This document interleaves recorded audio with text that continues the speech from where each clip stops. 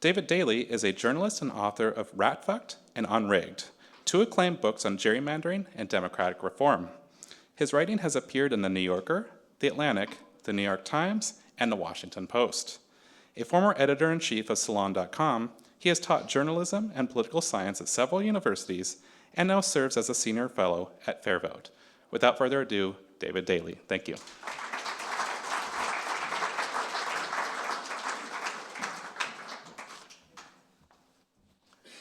Thank you so much. I'm sorry to make you curse on stage. Welcome, Seattle. On behalf of the filmmakers and producers, I want to thank you for coming to the premiere of The Choice, a really wonderful new documentary about an important experiment with proportional representation and ranked choice voting that's now underway in Portland and with great potential for cities and states nationwide. What perfect timing for a film about ranked choice voting and its power to transform our elections just one day after we saw a big election in New York City that really demonstrated the transformational potential of this reform and the way it encourages candidates to engage with voters. And when candidates do engage with voters, they can move from 1% in the polls to March to win a campaign. So this is quite a powerful reform, record-breaking turnout in New York City. Just by quick introduction of what we're going to see tonight, we have a wonderful panel after this film with Portland Councilor Candace Avalos and Eli Arnold, two of the stars of the film. You will see them, as well as one of my local heroes, Shannon Grimes of Sightline.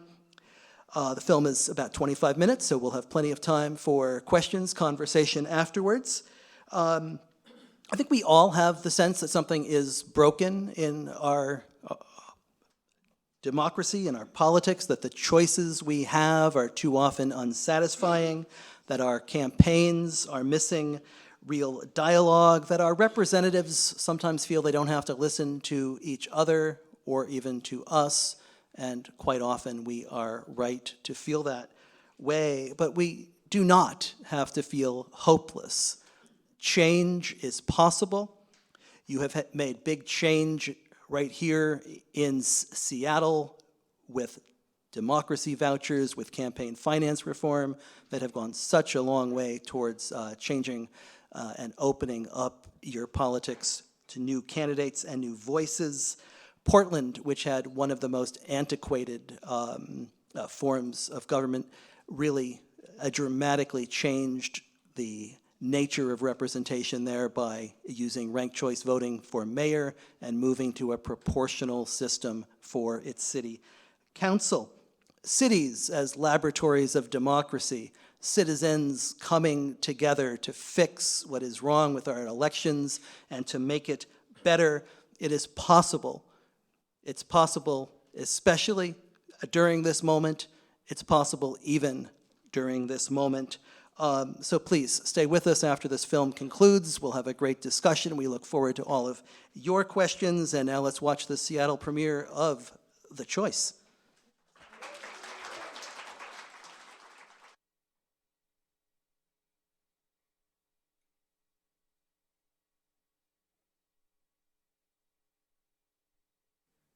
Well, that was terrific. Thank you all for being here. It's just so wonderful to watch something that has a feeling of hope and possibility, in the sense that when people really come together, there's nothing we can be stopped by.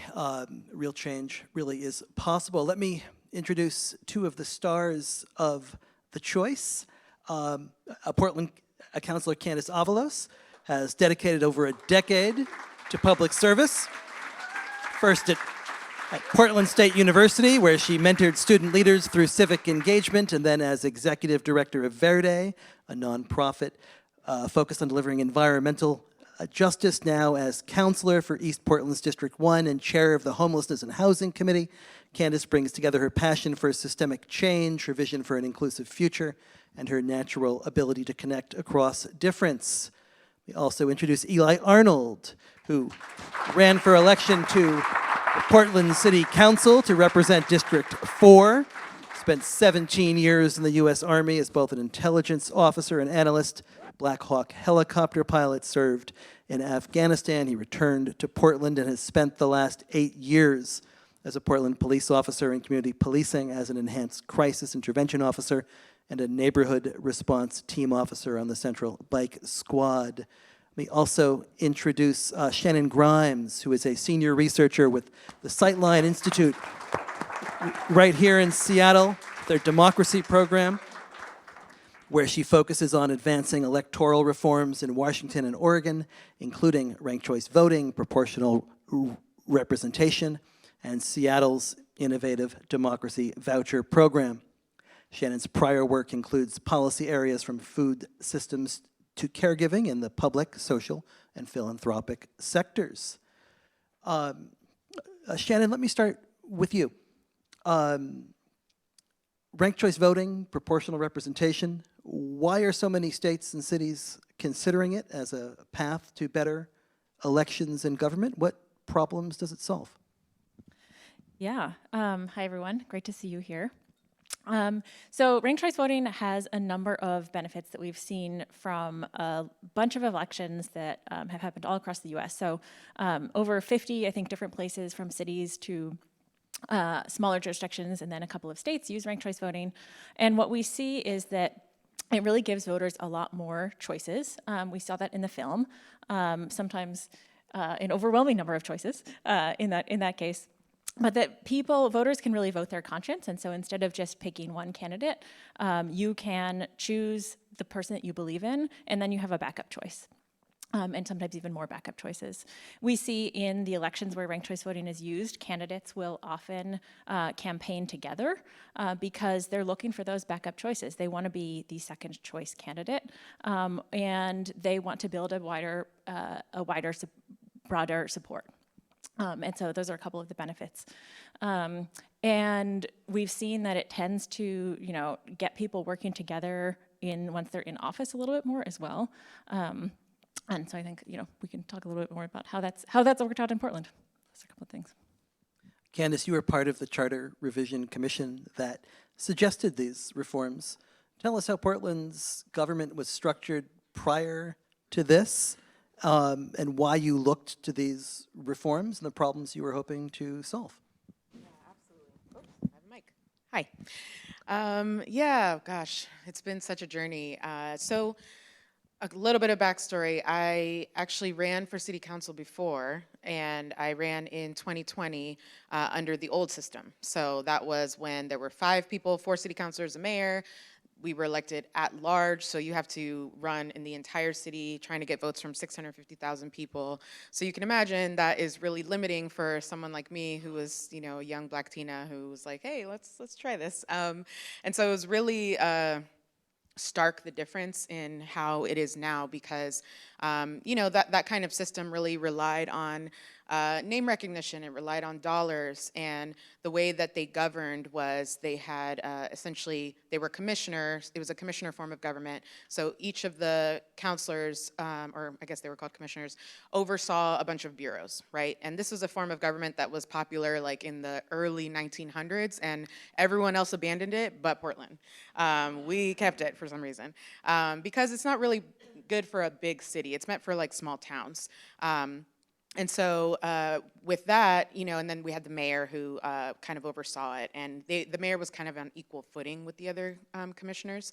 Anyway, so I ran, and I didn't win, but I ran on a platform of changing our very archaic form of government, because it was clear that the people's voices were not being represented. You had essentially all of the people that were getting elected were kind of from the same voting block, right? They could depend on a certain constituency to get them elected, and so that shut a lot of us out. And the people that wanted to vote for me, they just didn't have a chance to get me elected because of the way that was structured.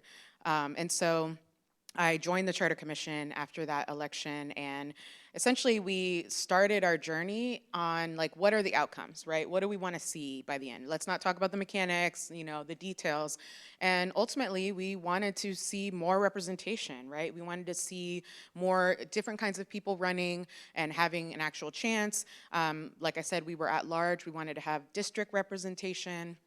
I represent East Portland, which is, one of the, some stats on East Portland. Compared to all of the other districts, our average income is $30,000 less than every other district. Every other one makes $90,000, we're $60,000. We have 40% of the entire city's children. Think about that. 40% of the entire city's children live in just my district. So think about how that is young working class families, and they were constantly left out. And you saw, how I was saying that people were not used to having their doors knocked on. They weren't used to people asking them their opinions. And so when we were designing it and talking in charter, we were just like, how do we get to that outcome? And so, all of the different reforms we made on the administrative, right, we changed it to kind of like a mayor form of government. We blended it a little bit. That's complicated. We don't need to go down that road. But then when we were talking about districts and talking about how we were going to elect people, ranked choice voting seemed like the most obvious thing. But in particular, when you combine it with multi-member districts, so you have 3 people representing each district, that's what makes proportional representation, right? And so people, one of my favorite stats is that 87% of Portlanders have at least one person on the city council that they put somewhere on their ballot. So they can really see and feel that they're represented because they are. They most people in Portland have someone that they feel is their champion that's on our council. So that's a long way of saying, ultimately we were trying to get to the outcome of bigger, better democracy, and ranked choice was the obvious choice. Eli, you make one of my favorite observations in the film where you say, I was a police officer. I'm a police officer in Portland. This would be disqualifying. And yet it's not. Tell us how ranked choice opened the door and in some ways made your campaign possible. Yeah, and this is specifically in the combination of ranked choice with the multi-member districts. And so the way I like to think about it, and it's funny, even there were a lot of candidates who couldn't really wrap their head around or hadn't adjusted to sort of the new rules and what they implied. Andrew Cuomo. But, but if you imagine each district is going to get 3 people, and there's going to be different sort of voting blocks, right? It's like every one of them gets their spokesperson. And in conventional politics, there's this very frustrating game that everybody plays where they don't say anything, and they're very cautious, and they just rely on the money and the backing of important factions to win. And under that system, I've already started out by alienating 25% of the district just by being a police officer. It's terrible. But under this system, I'm not really being elected to represent everybody, just a portion. And so what is a total turnoff to 25% might seem like a real benefit to 25%, right? And so that really played into my decision to run, and also into choices during the campaign. Say something, like actually have a position, take a stand on things, because again, in the old system, you want to be, the least offensive to 51%, right? But in the new system, you could be, 60% could like you, but if you don't get enough first place votes, you're not going to win. So it really paid off to get out there and say something. And so that, it was critical. I would never have run otherwise. Candace, that opening scene is really remarkable because, as you say, there were people who had never had their doors knocked on before. There were people who didn't believe that their voice could make a difference. I'm curious about more of the specifics between the 2 different campaigns in 2020 and then in 2024, and how the ways in which you were able to campaign were different, how the strategies changed, and perhaps how that empowered people to feel like they mattered.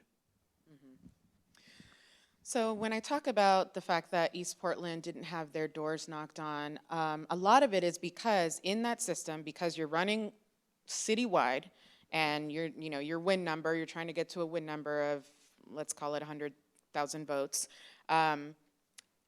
It's what I was taught, because before I ran, I did like the Emerge Oregon program, which is like a training program for Democratic women who want to run for office. And we're learning about all the mechanics of like how to get to your win number.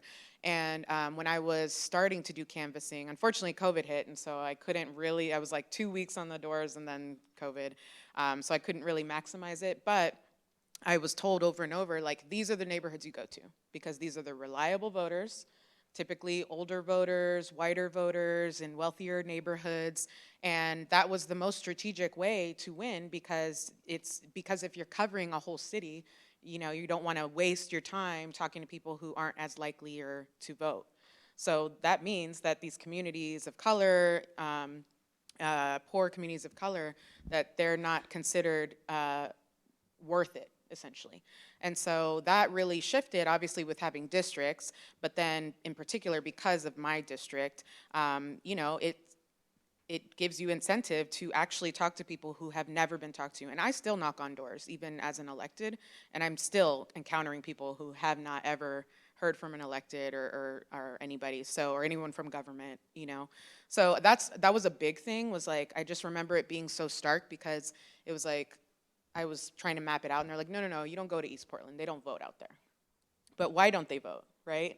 For all these reasons. And so that was a big one. I think also because you're trying to reach get a big win number, you got to rely on money. You got to rely on name recognition, kind of being close and cozy up to powerful people. I said in there that I got 9% of the vote, and technically I was second place. But it was because my opponent, I looked in the OrStar, like the thing where you can see campaign finance, and it was like, she dropped $100,000 on mail. And I was like, well, I'm done. I'm cooked. Like, I can't outdo that. I don't have $100,000. So that was a huge part of the strategy, right? Is like you're sending mail to these neighborhoods that were older, wealthier, whiter. So I think that's a big part of it. And then because you have to get that name recognition, you also relied a lot on institutions, right? So like the big nonprofits or like the big players that like their opinions weighed, were weighed more heavily, or like the newspapers and things like that. So that was a big difference in this one, where you didn't have to appeal to that institution, right? It didn't matter if the Oregonian didn't endorse you, because you could get your 25%, and that you could seek that out from a population of people who weren't traditionally invested in politics. So, Eli, I can't be the only one here who hoped that both of you would win and you would both have seats at the table, people of different backgrounds and experiences, but of good faith, trying to come together to solve problems, because that's ideally what politics is about and what a system like this can create. I wonder if you might speak to the possibilities of a system like this, as far as putting people of different backgrounds in good faith at a table together to try to solve problems, but also to the concern you just raised that, well, if 26% gives you a seat at the table, perhaps that does not ease polarization in quite the way we might like. Well, the one thing that you're guaranteed to have with this system is a wide variety of beliefs. And I mentioned earlier, people not understanding the new system, and constantly, I mean, even candidates would talk about, sweeping things, or, we're going to take all these seats, and it's like, you can't do it. It's not possible. Everybody gets their spokesperson, and so, it's a great feature of the system. Like, that's not the game anymore. It's not to shut out the other guys. So you're guaranteed to get a wide variety of views. If they are of good faith, probably depends more on the voters picking the right people. But yeah, you're guaranteed to have that variety. What was the second part? Whether if 26% hands people a seat at the table, perhaps that encourages folks to dig in and not compromise. Yeah, so that is one of my sort of worries, is that there is a strategy you could play where you could say, I only need really strong support from this third. I can give them exactly what they want to hear. I can refuse to compromise. I can be their champion, and maybe not compromise, and maybe that the feedback loop that derives polarization is more efficient. With a smaller group that you have to appeal to. I mean, I hope that's not the case, but I think that is something just sort of to pay attention to, and really, culture is what drives a lot of all of this, right? The behavior, and so Portland's going to have to evolve its own political culture, and what do the voters appreciate? And hopefully, they appreciate people working together and compromising and making progress. So, we'll see how everybody does, and hopefully they do well. Shannon, you've studied this nationally as well as regionally here. I wonder how you have seen a PR work, if that critique holds up in your studies. Yeah, so I think one of the things that we see is that there's more there's more diversity of perspectives, and that also means that you get more nuance in opinions. And I think, Candace, you could probably speak to this from your experience being on council, but I think that you see that people have a vast variety of views on different subjects. And when you're not tied to just one camp or another, and that you're allowed to have differing views on different subjects, that you can actually find compromises in a lot of other ways. And so I think, in Portland, it's interesting, we've seen a little bit of, I think there's kind of a progressive bloc, and then a little bit more of a moderate selection of councilors. But you also see them working together on all kinds of issues. And you see, a lot of times maybe it's like the progressives are all voting together, but there's also, one or another of the other councilors who are also voting with this bloc. And so you see a lot more variety in the types of coalitions that can form between different groups, because they're allowed to have these nuanced opinions, and I think if you think about it, a lot of us think about politics in terms of parties, right? If you have multiple parties in a system, it's not going to be just half Democrats and half Republicans. It's going to be, you're going to have a Libertarian, you're going to have a Green Party, you're going to have more of these sort of alternative viewpoints, and that allows for a more nuanced dialogue when you're governing together. So I think you do tend to see a little bit more of that. Let me keep you on the spot for a moment and maybe step back. We saw New York City using ranked choice voting yesterday. Would you talk us through some of the places that have used a ranked choice voting and proportional representation? Alaska certainly has kept their system. Maine has expanded theirs. Where is it being used? How has it worked? And how has it lived up to its promises? Sure. So it depends on how nerdy you want to get here. I think we have a nerdy audience. So Maine was the first to use it statewide, and they have a party primary system. So here in Washington, we have unified open primaries, so we all vote for any member of a party, and then the top two candidates move forward. Other states do it differently. So Alaska has a model that is more similar to ours, but instead of the top two candidates moving into the general election, the top four move forward, and then in the general election, they use ranked choice voting. We've seen that it's worked pretty well. So you do see, some of these, candidates cross-endorsing each other. Sometimes I think for the candidates that don't cross-endorse each other, it doesn't work as well. So in the Republican candidates who first were participating in Alaska actually ended up kind of infighting, and that's part of what led to Mary Peltola winning the House seat in Alaska, and she was the first, Democrat in many years.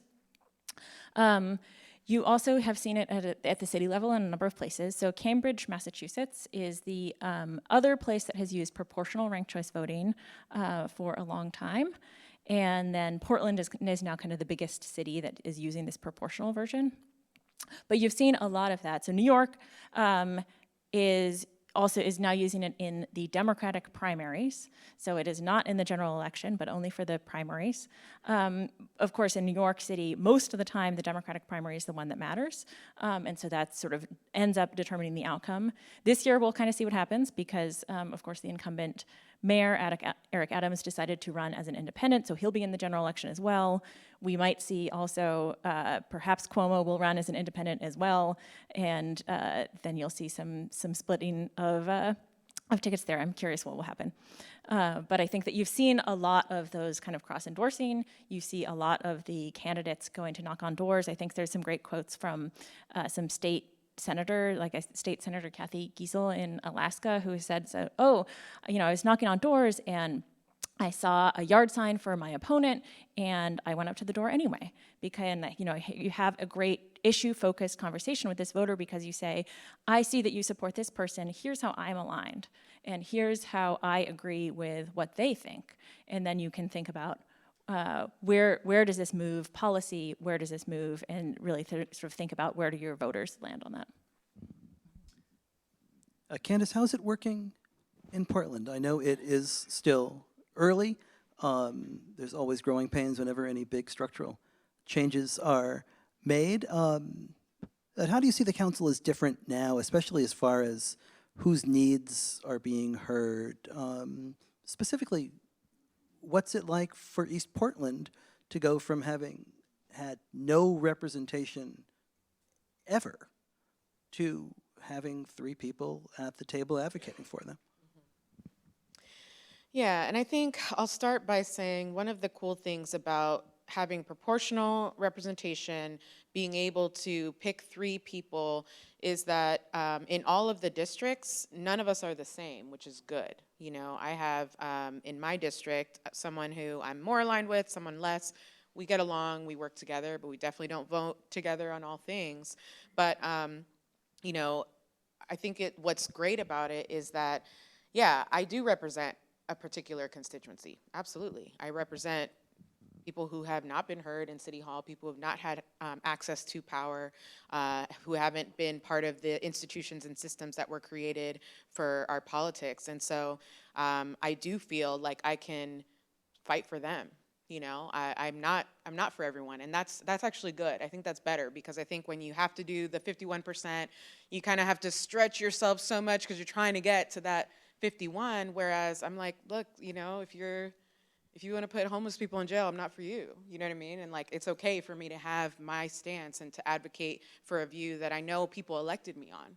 And so I think that's really cool about it, that people, I think it's a positive thing that people feel that they can fight for their constituency. I had a discussion with a counselor who we definitely don't agree on a lot of things, and we were just having a chat, and they were telling me about, essentially who they're fighting for, and I was like, that's great, actually.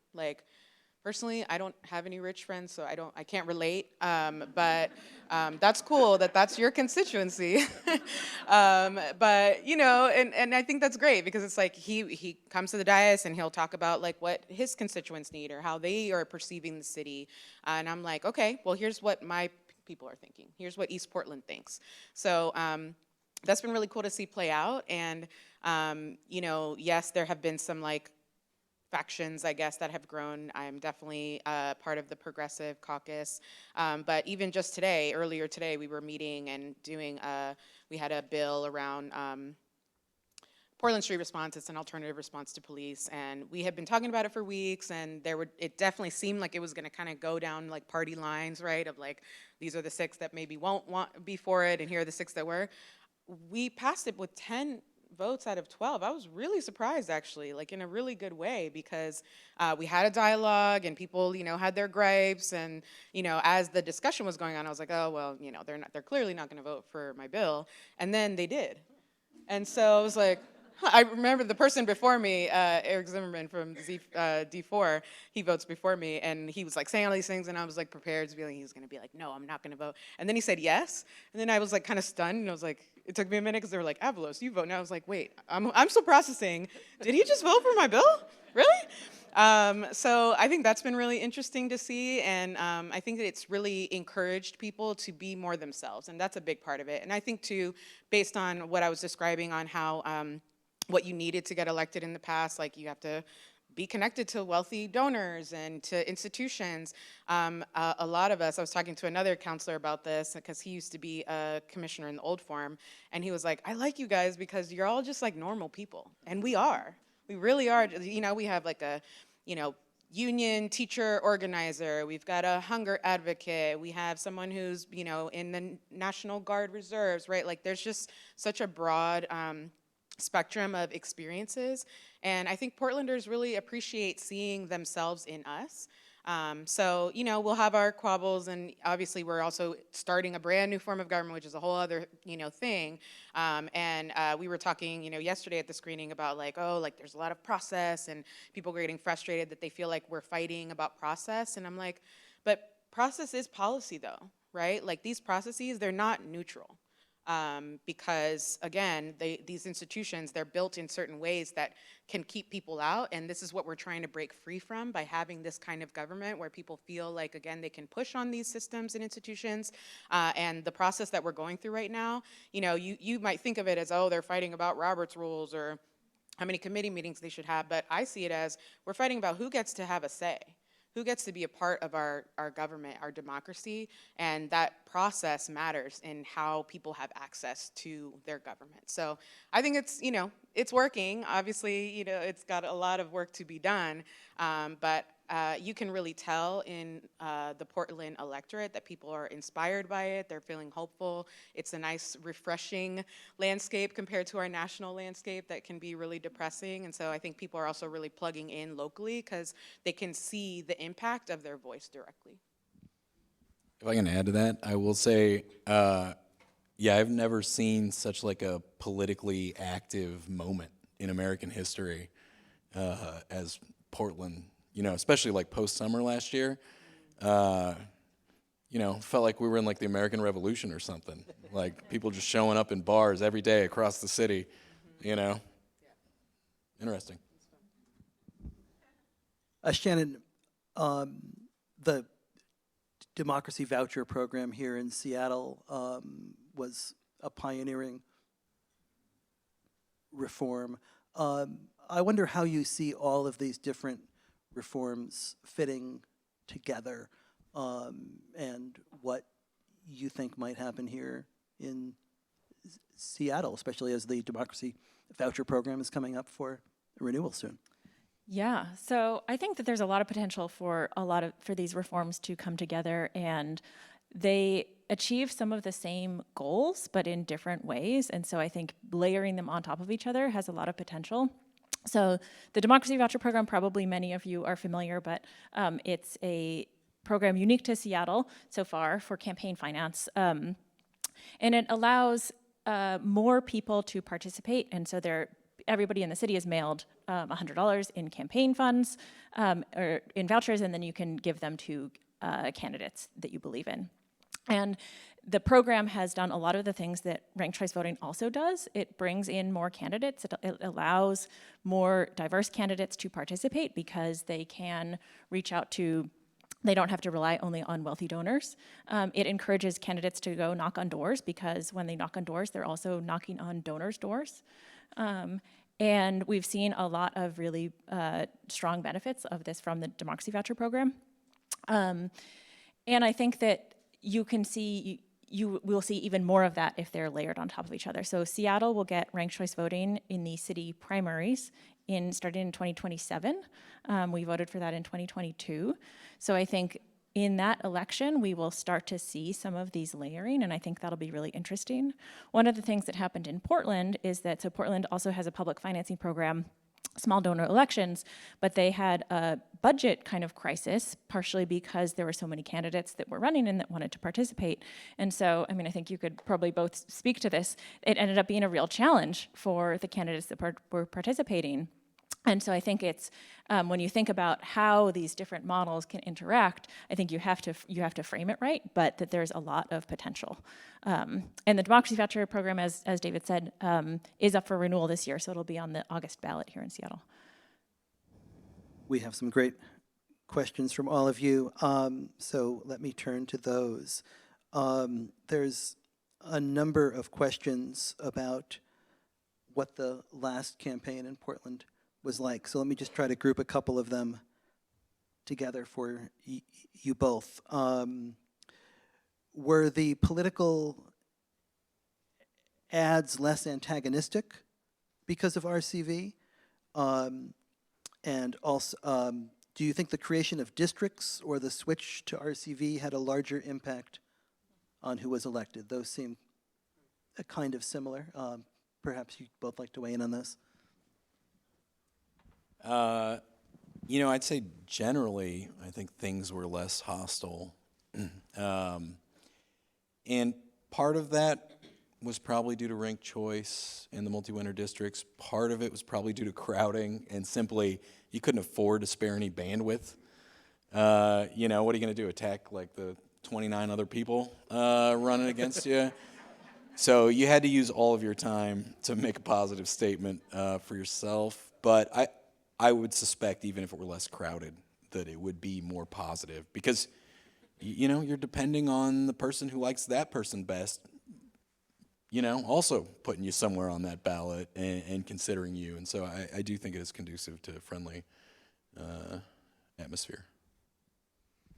Yeah, so one of the things that I grappled with a lot at the beginning of the campaign was whether people speculated a lot on, are there going to be slates, right? Are people going to form these slates that are around maybe like a topic area, like where the Green candidates or the Labor candidates, like how would they do them in district, across district? And me personally, I was really like hesitant at the beginning, mostly because I'm like, I don't know you. Like, what if you go do something crazy and then my name is stuck to you, right? So like, I was really like, other people embraced it a lot quicker than I did because I was like, you know, just cautious. But as it went on, I definitely formed some partnerships with some other candidates in my district and got to the point where it was like we were all carrying each other's literature. And so when we're knocking on doors, I'm like, you know, vote for me, but also vote for Steph Routh and vote for Timur Ender, right? And so that was really cool. I think in general, yeah, the bandwidth is definitely a good reason why, you know, it's harder or maybe not as incentivizing to be negative. And we also saw a lot of, because all of the infrastructure around politics, right? Like I was saying, those players, those institutional players, the nonprofits, the labor unions who normally had a really outsized weight in, or their word would like travel a lot further. They were also kind of competing for airspace, right? Because they're trying to see what's the best way to get like their people elected. One thing I'll say though, yes, it was positive, and I think in general people want things to be positive. But towards the end of the campaign, and I started talking about this after the campaign too, as I'm reflecting on it, back on it and thinking about what we need to do in the future, positivity is good, but also there are real differences between us. And there were moments where like I'd be on a stage with people and like everyone's just like, yeah, it's just all happy and look, we're all the same. And I'm like, no, we're not the same. And I also think that we shouldn't overemphasize positivity at the risk of not showing the differences, because especially as a voter, if you have to make these choices and put 6 people down, if everybody looks like they're all the same, how are you going to make that choice?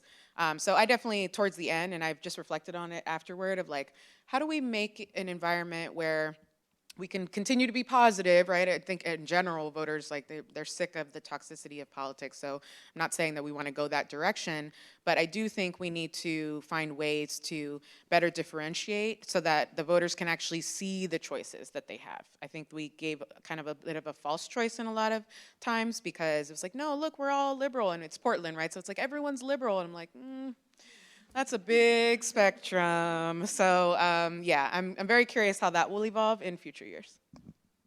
Shannon, there's a question from someone who lives in the Portland metro area but not in Portland, who says a friend did not like ranked choice voting, said it was too difficult, too confusing to track all of the candidates. How should people address this? How should people address voting in a ranked choice system? And what does the survey data say on how easy or difficult voters actually find it to use? Yeah, so most surveys show that people pretty much find it easy. I mean, we rank things every day, and it turns out you can do that on your ballot as well. I think what was hard in Portland is because there were so many candidates. I mean, I think to your point, Candace, of differentiating between the candidates and figuring out how are you going to decide which six you're going to rank, that part is a challenge. And so I think offering voters ways to understand the differences between the candidates, endorsements, I think actually played a big role in this election.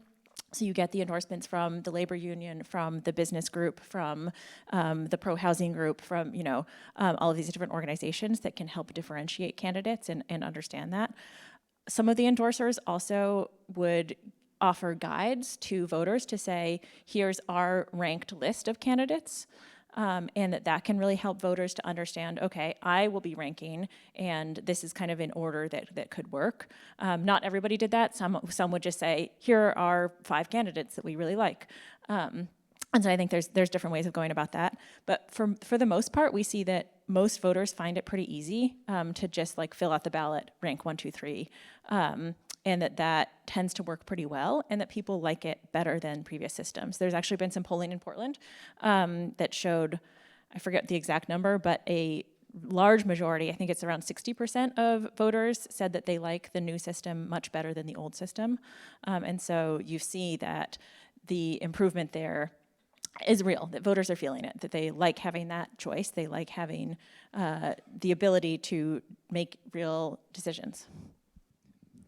Add one more thing to that and just say, because part of why it was so overwhelming too is because we're installing this brand new form of government, and so we had to elect everybody from all 4 districts, and because we have to make it staggered, half of the districts are going to have to run again in 2 years, so that eventually it'll become half of the council every 4 years. But yeah, I just feel like it was really cool to see how people were getting excited about having choices.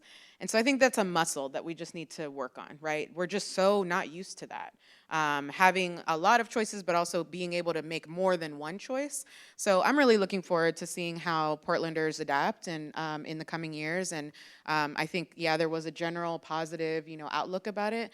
But a big part of my efforts as a city councilor, especially in my district, is to just help people work that civic muscle. Because once they realize that that's actually a good thing to have options, they adapt to that. So I think there's a lot of potential for people to grow to like those choices more. I'll say one more thing on this as well, which is I think sometimes people get overwhelmed in trying to understand, and especially with the proportional ranked choice voting, some of the ballot tabulation does get a little bit more complex on the back end. And the way that a lot of voters think about that is like, how do I strategize this? How can I game the system, and how can I take advantage of this? Well, with ranked choice voting, the best way to take advantage of the system is to rank your candidates in order of preference. And so and to rank, rank everybody that you believe in. Don't rank somebody that you don't believe in. And so the way that it incentivizes candidates to operate, and effectively without having to think about all of the strategies and like, oh, well, I really like this person, but this other person's probably going to win, so I should probably just vote for them instead. That is a real boon to voters, and that's part of it too. This one's pretty interesting. For the candidates, why did you agree to take part in this film? And what was it like being in a film with someone whose constituency or views might be different? What, like I agreed to be in this film with Eli? I don't know. Somebody just showed up with a camera. I was like, okay. There were a lot of documentaries going on because it was a historic election. So yeah, I mean, the film director, Sam Mirporian, was reaching out to me, and the funny thing is, like, he kept reaching out to me, and I was like, I'm busy, I don't know who you are. And he kept emailing me, so finally I did, and yeah, I thought it was, like, from what I heard of his method and how he kind of narrowed it down, like, he was, obviously, when you're making a movie, you're trying to tell a story, and there has to be something juicy in there, so I think he zeroed in on us because we do definitely have different views and come from it from a different perspective. But I think what you see in the movie is like it really humanized us in a cool way. And I think that's also what people liked about this is like you didn't have to have enemies, right? Because we could both win. I mean, we weren't running in the same district, but if we were, it could be like, cool, you know, if you want to vote for Eli, great. You can also vote for me. Like you can have it, you can have both. So yeah, I don't know otherwise how else I got in the film. I don't know. You know, this was like a historic moment kind of thing, and so I just said yes to everything anybody asked. It seemed like part of the duty, and Sam was a really cool guy, so it was a pleasure to do that. And then on people having different views, like that's baked into the system.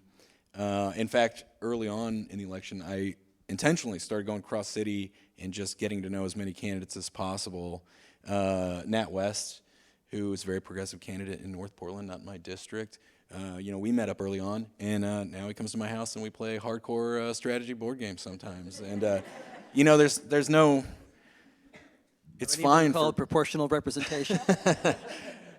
you know, we're all in the same community. You know, like we're all going to go forward together. So why get touchy about it? Shannon, here's a big picture one. What is the long-term strategy for RCV, and what inflection points might accelerate it? That's a good question. So I would say ranked choice voting had a tough year last year. It was on the ballot in quite a few different states, and it failed in most of them. And so I think the folks who are advocating for ranked choice voting are kind of taking stock and figuring out what's next. There's a lot of momentum at the local level. So Washington, D.C. voted for ranked choice voting and by a very large margin. It was, what, 70-something%? And that were excited about doing it. We've seen, you know, Portland obviously has been using ranked choice voting, very successful. We see some quite a bit of momentum in other cities, and so I think we're going to see increasing momentum in, you know, smaller local places that start to use it, get voters introduced to it, help election administrators understand that this is, you know, a process that they can do, and start from there, and then it can expand upward. I think also, as we see more and more places take it up and you see the benefits of it, I think that, you know, hopefully that will continue to spread the word. It's a little bit challenging because ranked choice voting has become polarized. So you see that Republicans in many states have become pretty opposed. And that makes it harder to pass reform, even when it's, you know, ranked choice voting doesn't have a partisan position. And it helps Republicans as well as Democrats. And so I think that's kind of a political challenge, but it's not one that's baked into the system as it is. I'm glad you brought that up because that also takes on another question that had come in. I would also suggest that another inflection point could be 2028 as we start another presidential campaign, and if you see 25 candidates on both sides of the aisle running, and all of a sudden you get a single choice among 25 candidates, that is going to create a plurality winner, and it's going to lead to an awful lot of strategic voting and maybe an awful lot of people who've gotten used to using ranked choice in other elections saying, why can't I use it here? Seems like a big opportunity. And I think that could happen in, you know, in New York as well. I think that New York, you know, they used ranked choice voting in the Democratic primary, of course, but if they have 3 major candidates running in the general election, they're probably all going to split the votes. And you have now an electorate where many of them have used ranked choice voting, and they might start asking, why are we not using this in our general election? Why are we not using this in our legislative elections? So I think that there's possibility to expand up from there too, as more people see the problems with it. And I'll just say, because Oregon had ranked choice voting on the ballot statewide, and it did fail. So that was hard because we were starting this, in Portland, and to see that it didn't catch on a statewide level, I think we're still kind of licking our wounds and figuring out what's next.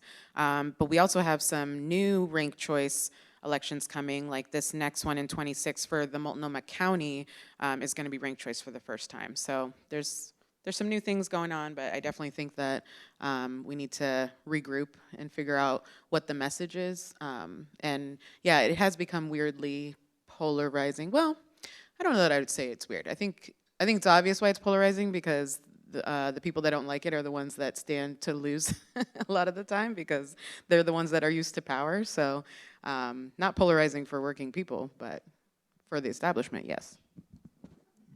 Eli, I wasn't sure this would come up tonight, but it has. You have a following in Seattle. There is a question as to whether you will run again.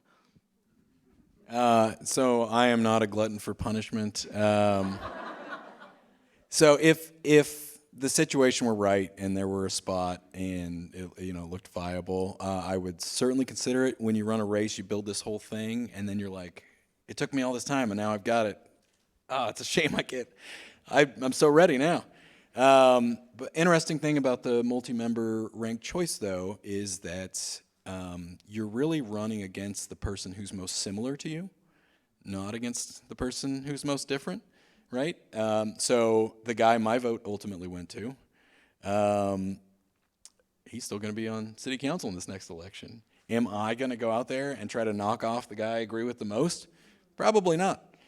So, we'll see what happens in the future. Let's end here. I'd be interested in one thing in this moment that is giving each of you hope to end on a positive note. Shannon, how about if we start over there? I mean, I have to say, when people have been asking me this question and Portland hasn't come up before, I say Portland. I think that the model of proportional representation and the possibilities of expanding that and really changing our governance, to me, is one of the most exciting things. So it feels like a little bit of a cop-out, but yeah, Portland. I think it's great that we're experimenting. The future needs to be different if it's going to be better, and so I've always liked, 25 years ago as a young guy interested in politics, I liked the idea of ranked choice. It's exciting to see it, and hopefully people get used to it, and turns into something bigger. Yesterday at the screening was when we found out that Zoran had won the primary in New York, and I, leading up to it, I was crying a lot this week from being inspired, because, and there was Brad Lander and Zoran Mamdani, they co-endorsed each other, and they went on the Colbert Show or something, and I was watching some video on Instagram about it, and essentially Colbert was like, well, why are you co-endorsing each other? What do you like about the other person that you want to be associated with them? And they were just kind of talking about it was like, oh, Zoran, he's done all this cool stuff, and oh, Brad, he did this and that. And as I was watching it and listening, I started crying, because I was like, this is the kind of democracy we deserve. We deserve this. And I'm really excited to see how that took place in New York. And I think people are really inspired that they felt like their voice was heard, because that's what I think most Americans feel. They just don't feel like their voice is heard. They don't see reflected in their leaders what they think, they want, or what they want. And so, I'm really inspired to see new, fresh leaders rise up, especially at a moment where we got to shake it up, y'all. We cannot keep doing it the same way. We just can't. And so seeing that energy, and I'm hoping that, I think it really has sparked an energy. A lot of people across the country were watching that race, and were invested in it, because again, it's a reflection of the change we're all so desperate for. Not only, of course, ranked choice voting, but also just real authenticity in our leaders, nuanced leadership, seeing the camaraderie, seeing them, humanize each other, not demonize each other. So yeah, that continues to bring me hope. It's a beautiful place to end this. I want to thank all of you for coming out. I want to thank the filmmakers for this tremendous storytelling that makes big political change come alive through real people. I want to thank the Kaplan Foundation and the entire team for their dedication and commitment to building a stronger and more representative democracy that truly works for all of us. And one more time, I want to thank this terrific panel, Candace and Eli and Shannon. Thank you for coming.